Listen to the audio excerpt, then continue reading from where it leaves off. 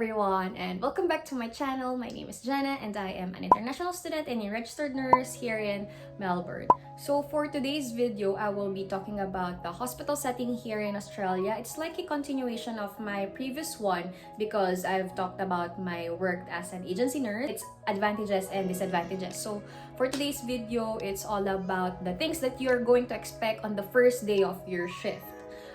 Prior to that, some hospitals require this online orientation or online modules that you need to do. It's like a 30-minute video that you need to watch, and that's the first thing that you have to do before going to the shift. Other training is the EMR training. So most of the hospitals here are still using the old school chart wherein they write on the paper, but some of the hospitals here are already doing the electronic medical records.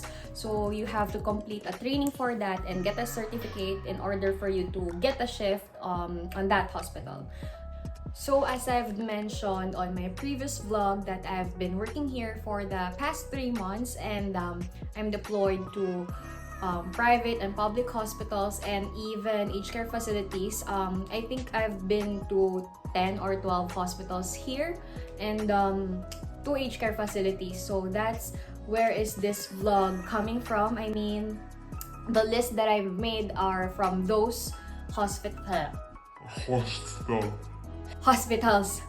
Okay, so let's start on the first, and it's about the shift. So shifts here starts at 7 o'clock and ends at 2:30. That's for morning shift. Some hospitals ends at 3. For afternoon shift, they have 2:30 or 3, and they will end at 9:30 or 10.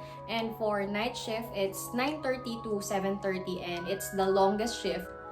By the way, endorsement here is called handover, and handover starts 30 minutes before you end your shift. So it's actually paid. You can still do your notes after or do the pending things that you have to do, and it's not overtime. It's not what you call it, OT thank you. Yeah, here it's paid. That's one thing that I love about here. Next thing that I've noticed is their nurse-patient ratio.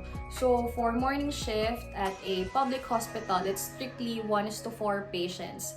For private hospital, it's supposedly 1:4, but sometimes they still give you some patients, so it could be 1:5 patients. However, at night shift for both public and private hospital, it can be 1:7 or 8 patients since our patients are sleeping.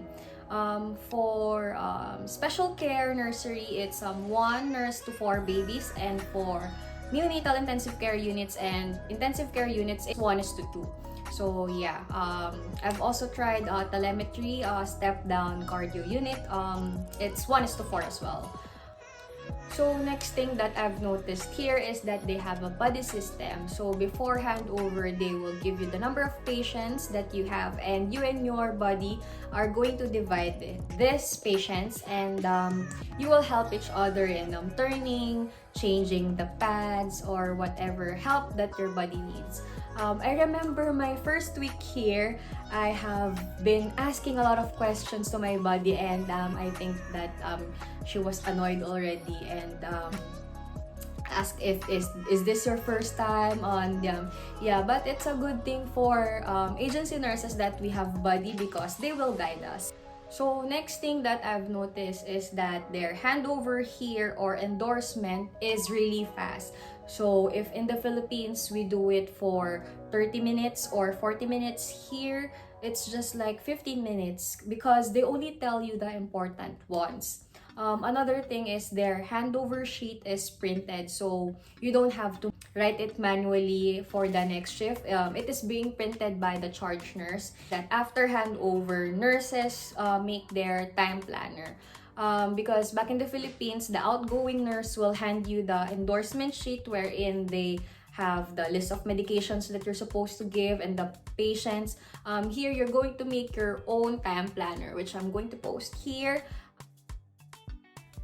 Next thing that I noticed is that they don't have a doctor's order sheet here because after handover, of course, you're going to check the chart and read the doctor's order. Here, they don't have that, and I was actually shocked They write everything in the progress notes, so you're not going to read that after the handover. They have the separate sheet for the medication orders wherein the doctors right there, which I'm going to talk about later. So yeah, they don't have a doctor's order sheet. They only have the progress notes. So the doctors, the OTs, the carers, everyone writes there. Other thing is that they love abbreviations here. They have like PUIT, which is patient urinating in toilet. BO, bowels open. BNO, bowels not open. There's just a lot of abbreviations which I'm not familiar with. I'm going to make another vlog for that. Aside from their abbreviations, they like to cut the words really short here. I remember I have a shift and a doctor asked me to get some jelly and Louis, and I asked the doctor, what's a jelly and Louis? And he thought that I was dumb, that I'm a nurse and I have no idea what a jelly and Louis is. Apparently, it's draw sheet and lubricating jelly. So yeah, they talk differently here. Vital signs here is referred as OBS, which is the short for observations. So a nurse asked me once, can you do a set of OBS for that patient? And I told the nurse, I don't know how to do the OBS. So my first week here was a complete disaster. I think everyone thinks that I was really dumb because I keep on asking a lot of questions. So yeah, they speak English, but it's a total different English. Speaking of OBS, they don't do it here strictly every 4 hours. So it depends on the nurse. Most of the time, it's after handover and before handover. As long as you get 2 set of OBS on your shift, that's fine. And just make sure that your patient is stable. In addition, they use a machine here for the blood pressure, heart rate, and oxygen saturation of the patient. Unless your patient is being monitored closely, that is when you're going to use the manual blood pressure. So yeah, it's not hard to count and wait for a minute for you to check the heart rate. It's really fast. Yeah, so that's it. Another thing is that nurses here need certificate in inserting IV cannulas and training in inserting Foley catheter.